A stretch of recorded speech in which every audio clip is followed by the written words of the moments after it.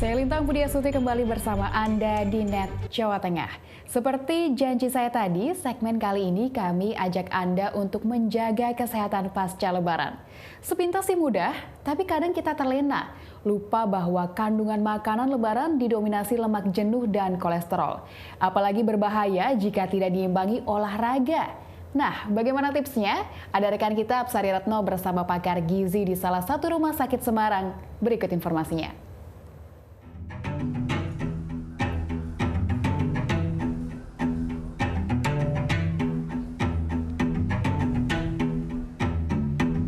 Hari Raya Idul Fitri tak hanya identik dengan silaturahmi dan juga bermaaf-maafan, tapi juga identik dengan makanan yang super lezat.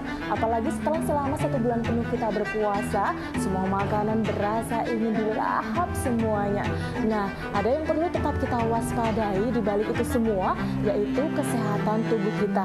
Saya akan membahasnya untuk Anda, tapi setelah VT berikut ini.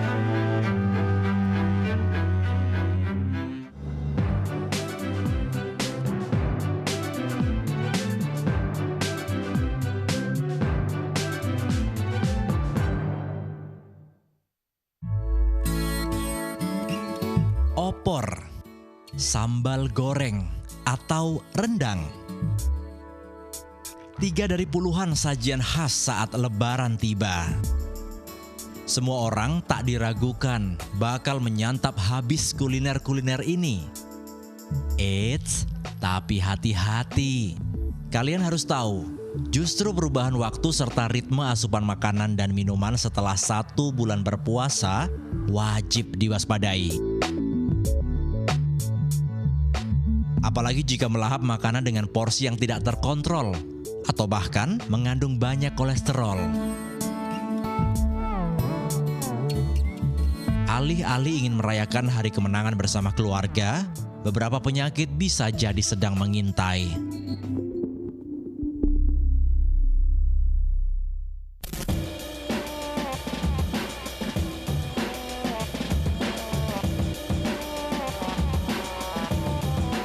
Untuk itu, menjaga kondisi tubuh harus tetap dilakukan. Selain menjaga kualitas serta kuantitas makanan, istirahat cukup dan berolahraga jadi andalan.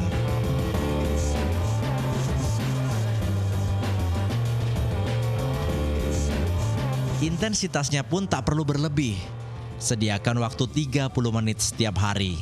Ya, kalau di Idul Fitri kita makannya pasti sembarangan ya. Jadi kita harus menjaga kondisi juga biar nggak terkena flu ataupun radang. Alangkah baiknya kita melakukan aktivitas yang ringan. Jadi kita tetap berolahraga.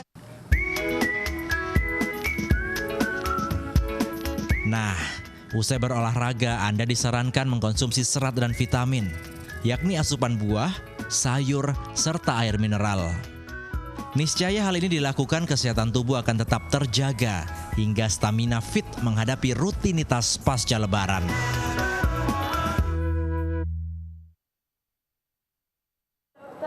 Halo Mbak Apsari. Apa kabar? Iya, kabar baik, alhamdulillah. Ini dia Dr. Yusila Merina, dokter spesialis gizi klinik. Dokter, berbicara tentang Lebaran, dokter sendiri melihatnya seperti apa dengan pola makan masyarakat yang selama ini kalau puasa itu kan yang pasti pola makannya akan sangat teratur. Kemudian tiba-tiba sangat berubah drastis. Betul. Ketika Lebaran, kita bisa makan enak, bisa makan apa saja, kapan saja, dan sebanyak apapun itu bebas. Kita tergantung dari si personnya, si orangnya juga. Kadang-kadang emotional eatingnya seorang itu jadi berubah. Karena dia pada saat dia puasa, orang tuh punya emosional yang eating, ya dia bisa menahan makan. Tapi begitu dadakan, begitu dia pada saat Lebaran, emosional eatingnya jadi berubah. Emosional eating kan seperti kita ketahui, hasrat makan yang berlebihan. Lah karena tersaji di hidangan, di meja makan itu tersaji beberapa lauk makan, lauk makanannya bervariasi, kue-kue kering yang banyak dihidangkan, emotional eatingnya terus jadi berubah. Nah, ini menyikapinya memang kita harus tahu dulu nih Mbak Apsari, kebutuhan kalori kita tuh berapa sih sebenarnya. Orang per orang itu, orang per orang kan berbeda. Jenis kelaminnya juga harus menentukan jumlah kalori kita harian kita berapa. Umur, aktivitas kita juga berbeda. Kalau berbicara soal antisipasi, apa nih dok yang harus diantisipasi? Ya harusnya ya memang harus lebih, kita harus lebih cermat, dia harus lebih berapa sih yang kita makan? Satu kue nastar itu 70 kalori loh Mbak. Iya, 70 kalori ya. Padahal kita makan nastar bisa 5 tuh udah 350 kalori. Bahkan kadang-kadang satu itu, satu apa namanya? Satu toples. Toples. Nah itu dia makanya, belum nastarnya, belum kastengelnya, belum putri saljunya. Ya itu berapa? Memang kita harus lebih banyak aware itu berapa kalori makanan yang kita makan. Nah, tapi kalau ada efek kesehatannya nggak? Kalau dampak langsung itu tuh apa? Itu jarang terjadi ya Mbak Asari. Tapi kalau dampak yang itu obesitas itu yang pasti akan terjadi kalau kita makan uncontrol, kita emotional eating kita jadi berlebih, itu obesitas itu. Apakah lain cerita lagi ketika seseorang itu ternyata sudah punya riwayat penyakit tertentu, misalnya dia kolesterolnya tinggi, atau dia diabetes, atau mungkin dia punya stroke atau apa? Penyakit jantung. Lebih bahaya lagi karena penyakit jantung sendiri kan berarti udah ada plak-plak di pembuluh darah jantungnya. Kalau semakin lebih banyak lagi, semakin memperberat penyakitnya. Nah, itu harus kita hindari juga kalau orang yang sudah punya penyakit diabetes misalkan, makanannya kan bukan karena kebanyakan makan gulanya saja, tapi jumlah kalorinya pun yang berlebih itu juga akan meningkatkan kadar gula darah. Dok, ini sebelum ke pembahasan berikutnya, ini ada beberapa pertanyaan dari masyarakat berikut ini.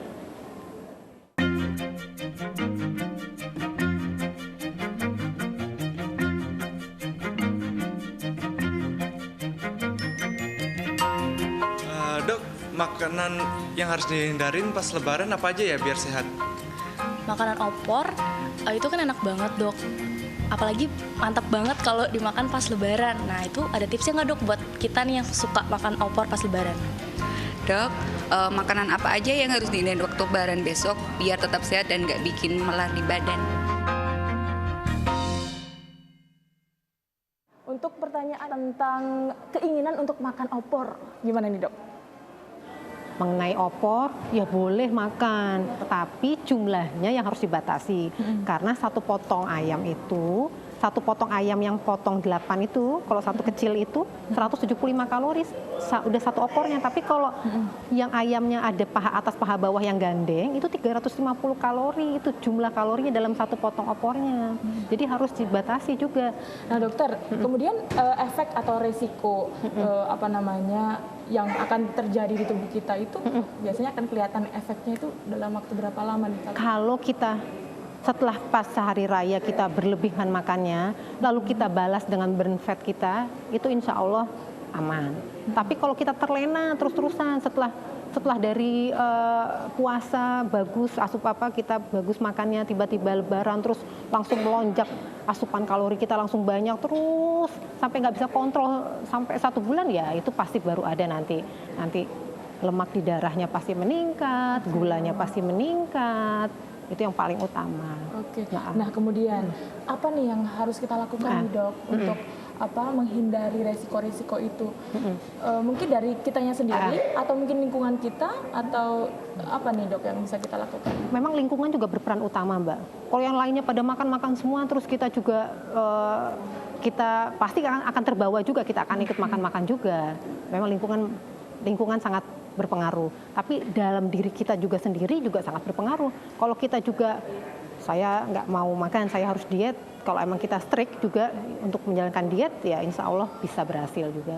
Ada diet khusus nggak nih? Ada pasti. Dietnya yang satu menghindari lemak jenuh. Satu setelah lebaran, oke lah, euforianya sudah selesai ya Mbak ya. Di hari lebaran pertama, kedua udah selesai. Begitu hari ketiga, ya kita harus menghindari lemak jenuh tadi. Santan harus sudah stop. Mulailah sekarang kita hidup sehat dengan makanan dengan porsi yang cukup. Karbohidrat 50% dari jumlah kalori. Protein 10-20%. Lemak maksimal 30% dari kebutuhan kalori. Nah, itu kalau itu dijaga, insya Allah nanti kembali baik lagi. Untuk olahraga gimana nih? Olahraga 30 menit per hari boleh, nggak perlu olahraga yang terlalu berat. Cycling, bersepeda atau berjalan itu 30 menit per hari, tapi jalan cepat juga bagus. Atau skipping itu yang paling bagus Mbak, murah meriah skipping. Iya. 30 menit bisa membakar kalori 200 kalori. Nah, kemudian makanan-makanan sehat yang kita butuhkan untuk menetralisir apa nih, Dok? Kalau bisa harus ada didampingi oleh sayur yang berserat. Iya, karena seperti tahu kalau kita terlalu makan lemak jenuh itu kan nanti dia penyerapan pembakaran kalorinya tuh akan lebih lama. Tapi kalau didampingi juga dengan sayur, terutama sayur yang dengan serat air, itu yang rendah kalori, yang boleh kita makan sebanyak mungkin itu akan lebih baik.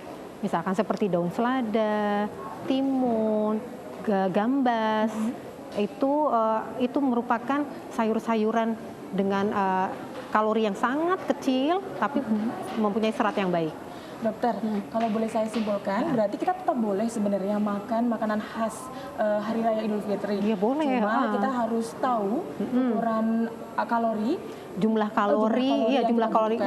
kalori harian yang kita butuhkan. Kemudian menghindari lemak jenuh. Menghindari lemak jenuh yang berlebih. Oke, kemudian menghindari asupan gula yang berlebih. Jangan lupa tetap olahraga dan juga harus ada sayur dan buah. Pendamping ya berupa sayur dan buah yang kaya akan serat. Iya, harus.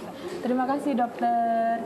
Ya, itu tadi perbincangan saya dengan Dr. Yusila Mairina, dokter spesialis gizi klinik. Semoga perbincangan kami tadi bermanfaat untuk Anda agar Anda tetap sehat pada saat Hari Raya Idul Fitri dan juga pasca Lebaran nanti.